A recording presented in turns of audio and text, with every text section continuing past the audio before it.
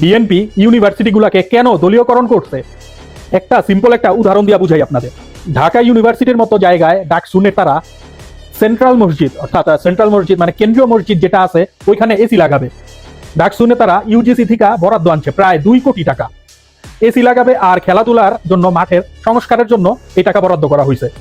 অথচ ট্রেজারার দলীয় দলখানা মাদার চোদ খানকির বলায় ইলেকট্রিক মানে বিদ্যুৎ সংযোগ দিচ্ছে না, বৈদ্যুতিক লাইন দিতে সে অস্বীকৃতি জানাইছে, গড়িমসি করতেছে। কত বড় মাদার চোদ আপনি চিন্তা করেন, মসজিদের কাজের জন্য মসজিদে এসি লাগাবে, ইউনিভার্সিটির পোলাপাইনগুলো একটু শান্তিতে নামাজ পড়বে, এই এসিটা পর্যন্ত লাগাইতে দিতেছে না। কত বড় মাদার চোদ একবার চিন্তা করেন। তো শিক্ষার্থীরা ভিসির কাছে গেছে এই বিচার নিয়া, এই কারণেও ভিসির কাছে যাইতে হয়। এই মাদার চোদেরা, এই খানকির পোলারা এই কারণে বিশ্ববিদ্যালয়গুলোকে দলীয়করণ করছে। চিন্তা করেন, একটু সুস্থ মস্তিষ্কে চিন্তা করেন, বিএনপিরে আমি কেন গাইলাই? ওরা গালির কাজ করে বিধায় গাইলেই তো হয়, না গাইলেই হয় না। কি চলতেছে দেশের মধ্যে, এরা আসলে কি চায়? এগুলো কি বিএনপি খানকির পোলার বাপের টাকা? হ্যাঁ, আর কারেন্ট কি বিদ্যুৎ খানকির পোলারা কি হোকার তলাতে দিব? শহরের বাচ্চারা।